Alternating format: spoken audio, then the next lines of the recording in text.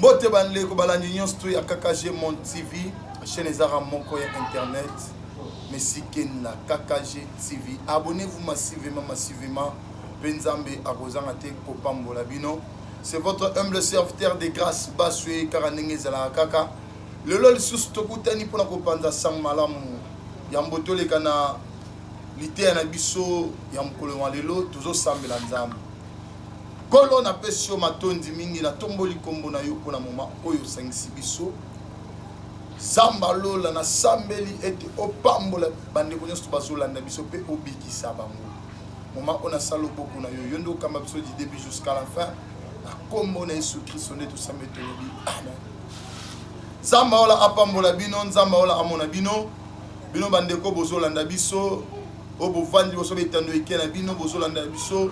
Ozana Poto, Ozana Kinshasa, Ozana province, Ozawat, tous les 5 continents bozolanda biso na pesi bino mbote na kombo Jésus. Et thème Nabiso Yamkoyo, nous allons parler sur l'impact d'un vrai adorateur. L'impact d'un vrai adorateur. Oh, Papa de grâce et sur l'adoration. Oui, bien aimé. Nous allons parler sur l'impact d'un vrai adorateur.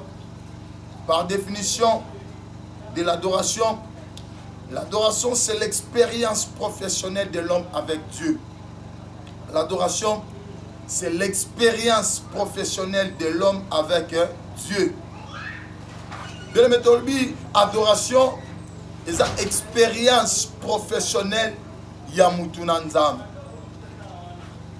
En plus, l'adoration c'est l'expression d'amour. Et l'adoration c'est l'expression d'amour. On ne peut pas adorer Dieu sans l'amour.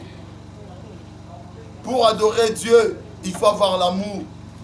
C'est pour cela que il y a définition de l'adoration. C'est l'expérience professionnelle de l'homme avec Dieu. Pourquoi? Nous allons parler sur l'expérience professionnelle de l'homme avec Dieu. Si les sobriquets de Dieu, si je dis bien des sobriquets de Dieu, tu vas faire sans Nzambe bakombo.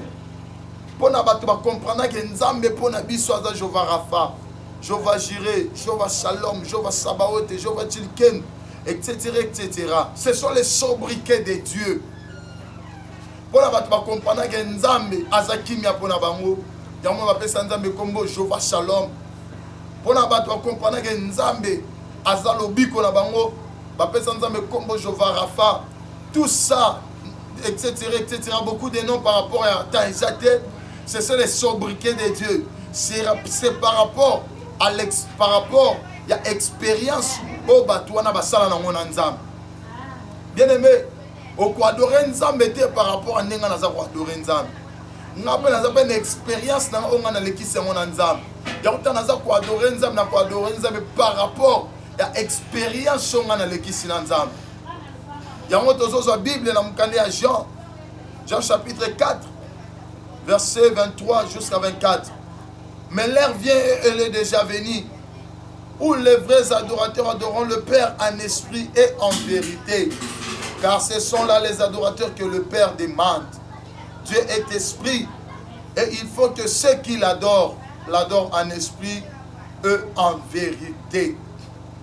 La Bible dit, l'heure vient et elle est déjà venue, où les vrais adorateurs adoreront le Père en esprit et en vérité.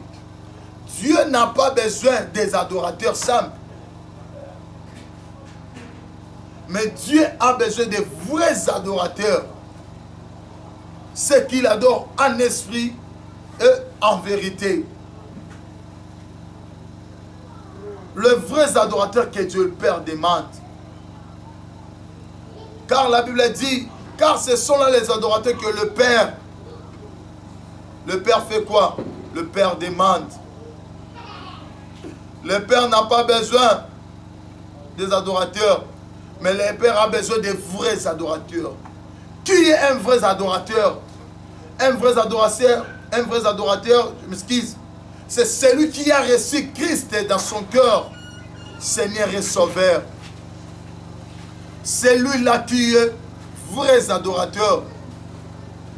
Un vrai adorateur, Azamutu Oyo, Apocalypse chapitre 3, verset 21, Bisabiso.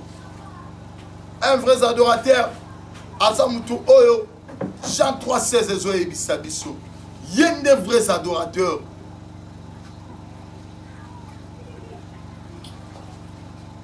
Nzamba n'a pas ça adorateur simpleté. Mais papa n'a pas ça vrai. Ba vrais adorateurs, baba to bazo tamla na crainte nzamba. Ba vrais adorateurs, baba to bazo tamla na vie impudicité te. Ba vrais adorateurs, baba to bazo tamla na vie ekoboté. Mais ba vrais adorateurs, baba to ba donna corps âme esprit na ba mpona nzambe. Ba ndimi ko tika vie ya masumu, ba ndimi ko tika vie ya mabe. Nzamba ya marali bondela muto masumu te. Mais laisse-moi aussi te dire, nzamba ya adoration muto masumu te. Bien aimé, adoration qu'on peut briser la chaîne. Dans l'adoration. L'adoration nous aide de dire à Dieu ce qu'il est pour nous. Adoration est d'Arabiso, Yahoye Bisanzam, Oya Zapona Biso. Tu as la différence entre adoration et louange. L'adoration nous aide de dire à Dieu ce qu'il est pour nous. Mais la louange nous aide de décrire Dieu. Tala na vie na yo. Oza vrai toza faux. Oza vrai toza faux. Notre Dieu est esprit. Il faut que ce qu'il adore, l'adore en esprit et en vérité. Si on dit en esprit, et en vérité, l'esprit c'est lui-même est Dieu. Vérité c'est la parole de Dieu. Dans la parole de Dieu, il y a la vie. Dans la parole de Dieu, il y a le succès. Dieu a besoin d'un vrai adorateur. Regarde ta vie très bien. Est-ce que toi tu es vrai ou tu es faux? Tu es vrai ou bien tu es faux? Bien aimé, il y a beaucoup de personnes qui adorent, mais ils n'adorent pas Dieu. Et ça,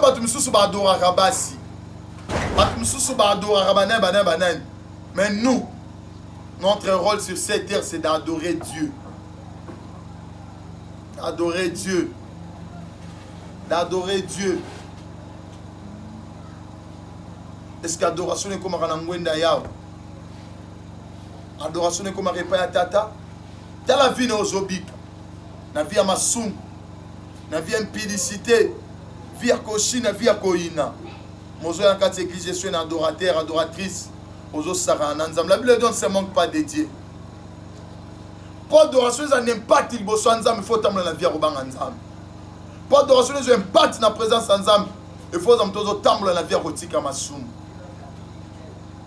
Beaucoup de personnes adorent Dieu, mais adorent ensemble, mais adorent ensemble, mais est-ce que toi tu es vrai adorateur ou tu es faux? Chose à vrai. Semble na nzamba sunga yo. Au continent vous à la vraie. Chose à faux. Yes nzamba aidé yo. Bien aimé talo sana ranine. Il y a vrai, toi il y a faux. Vous en ranine. Nzamba na pose ça adorateur, te me Dieu a besoin de vrais adorateurs. Tozi Philippiens chapitre 2. Philippiens chapitre 2. Yozolanda Isoa Philippiens chapitre 2 verset 9 jusqu'à 11. Jésus. C'est pourquoi aussi Dieu l'a souverainement élevé et lui a donné le nom qui est au-dessus de tout nom. Afin qu'au nom de Jésus, tout genou fléchisse dans les cieux, sur la terre et sous la terre. Et que toute la confesse que Jésus-Christ est Seigneur à la gloire de Dieu le Père. La Bible dit, c'est pourquoi aussi Dieu l'a souverainement élevé et lui a donné le nom qui est au-dessus de tout nom. Afin que au nom de Jésus, tous genoux fléchissent. Balobi te na kombo ya tata mwasi. Balobi te na kombo ya Noko. Balobi te na kombo ya Cordon Caleb. To na kombo ya Papa Jerry. Balobi te na kombo ya notre caméraman Jiwan. Mais balobi au nom de Jésus-Christ, que tous genoux fléchissent et toute la confesse qu'il est quoi? Qu'il est Dieu. Quand on a dit que tous genoux fléchissent, c'est-à-dire que ba genou na biso et ça na droit ko guma melalani ya kofuka melaya wenzam. Toro kofuka melano côté. Mais ma bolongo na biso sengele guma melaya wenzam. Bien aimé muto me sala ko adorer nzambe na mabolongo. Tikanga na biso mabolongo efutaka. Mabolongo efutaka ya. Mabolongo edaka. Nzamba ba genou. Na mona muto azoluka nzambe na nzela ba genou. Na ko adorer nzambe na nzela mabolongo pe futa. Tala muto me sala trop ko gumba me na ya wenzambe. Ya ko adorer ya wenzambe ko fukama. Muto la nzamba tombola kai. Lui-même Jésus dans la montagne à transfiguration. Bible le dit, quand Christ est allé pour prier à la montagne de transfiguration, Jésus s'est humilié. Bible le dit, il y a deux personnes, Babimela qui est. C'était quoi? Élie et Moïse, Babimela qui est. Or, Yesu Fukama qui. Signe ko Fukama. Ils ont côté c'est que non ngana zogumba melaya wenzam. Alors plus fort trésor que bino. C'est pour cela que non moi soya ndumba. Tant Christ avant na table na ba yekoli. Bible dit le lobby moi soya ndumba oyo. Ayena malasa eko sopele na makolo. Bien aimé signe ko sopele malasa na makolo Fukami. Et ça c'est pour le côté c'est que non papa. Ngana kokite ngana droit kozolo kumute mais celle mute sengel ba gumba mela ezande yo yewo so amashia sina ko sopele mala sina makolo eza sinya ya adoration eza sinya ko gumba mela ye parce qu'à lobby que tout genou fléchisse et que toute la confesse qu'il est Dieu n'aura biso et qu'on témoigne mutu mususute. Bible buna biso et qu'on témoigne tata moisité. Bible buna biso et qu'on témoigne nos côtés. Mais Bible buna biso et ça la droit y a qu'on témoigner. Yehoshua Amashia, Narcisse de Saron, l'étoile brillante du matin.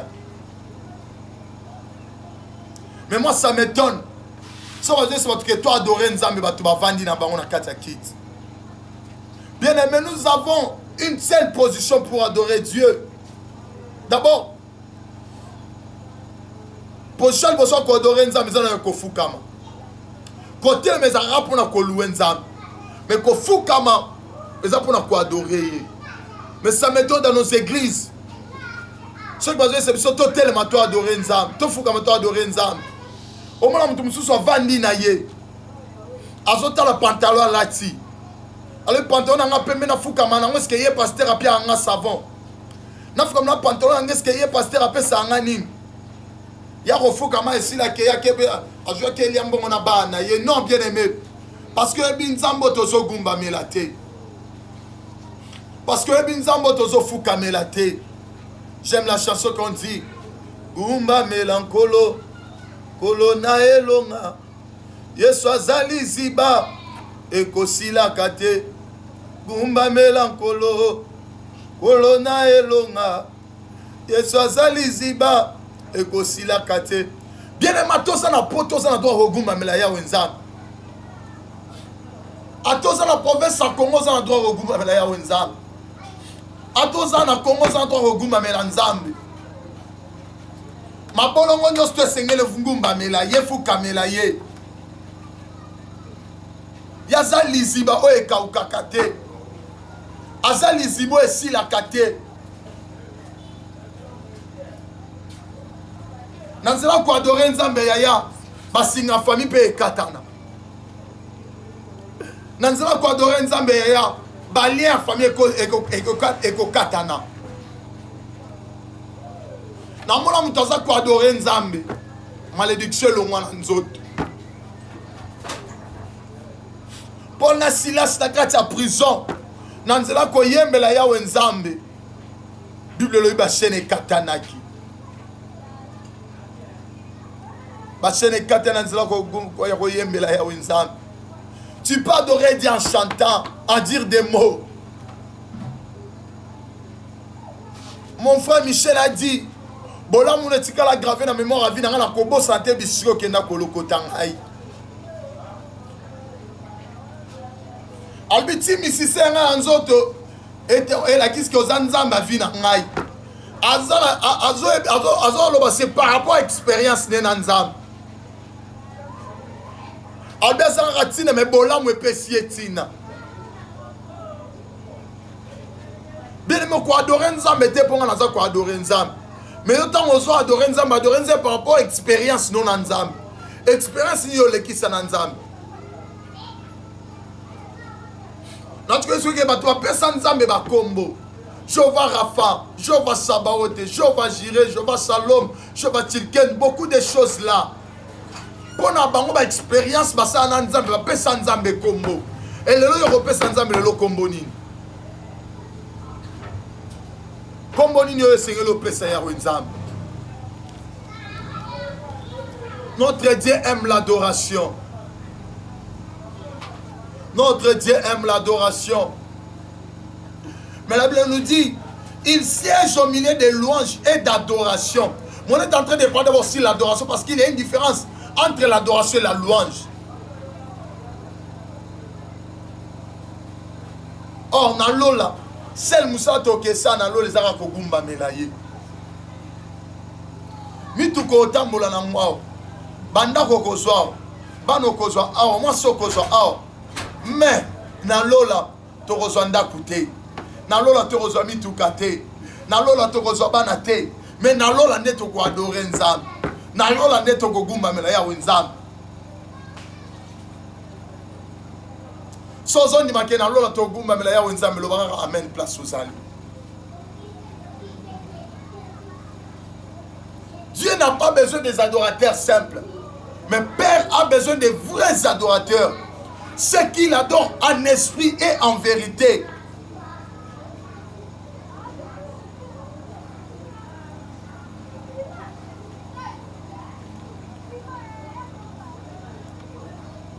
Bien-aimé, toi tu es qui? Bible lobby, afin qu'au nom de Jésus, tout genou fléchisse dans les cieux et sur la terre et sous la terre. Dans l'icolo, pe se penase à ma belle. Ma bolongo nyonso egumbama. Pe minoro nyonso etatola ete Yesu Kristo aza Nzambe na loboko ya tata. Mais esepeli ici ngai Bible oyo. Dans les jours qu'on avait crucifié Jésus sur la croix. Moïbi morazo finga ye morazo obanga nzambe te. Asale lorote andimia betama. Afinga mapona biso. Ase papa mukolo kosonga kobosa ngate. Mais le recepe singa lobi te. Si malo te me kaka lelo. Tokozano na lobo mo bale tata. Mais l'adoration peut t'amener place au comaté. L'adoration simple.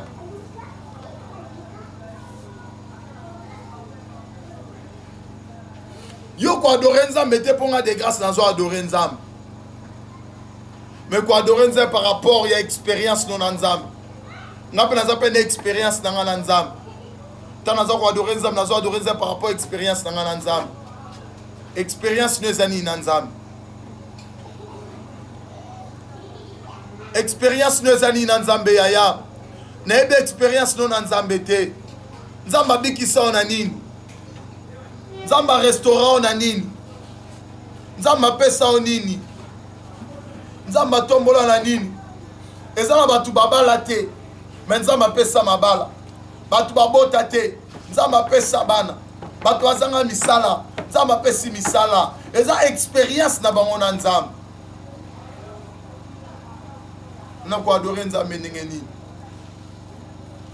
Moi aussi j'ai mon expérience avec Dieu. Moi aussi j'ai mon expérience avec Dieu. Mais si Ken aussi a son expérience avec Dieu, Cordon Caleb aussi son expérience avec Dieu. Papa Mitterrand a son expérience aussi avec Dieu. Papa Jérémy Memema. Diwan aussi Memema. Arlette aussi. Pourquoi pas Igor? Maintenant ton expérience avec Dieu, c'est quoi?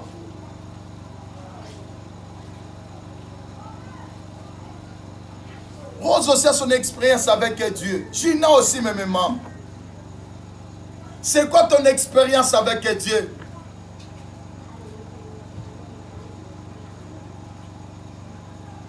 Expérience non nzambe zanini.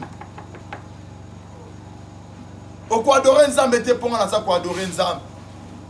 Nous avons quoi adorer par rapport à expérience non nzambe. Bien-aimé, je ne sais pas ton expérience. Dieu n'a pas besoin des adorateurs, mais le Père a besoin des vrais, des vrais, des vrais, des vrais. Si on parle des vrais, ceux qui ont reçu Jésus dans leur cœur, Seigneur et Sauveur.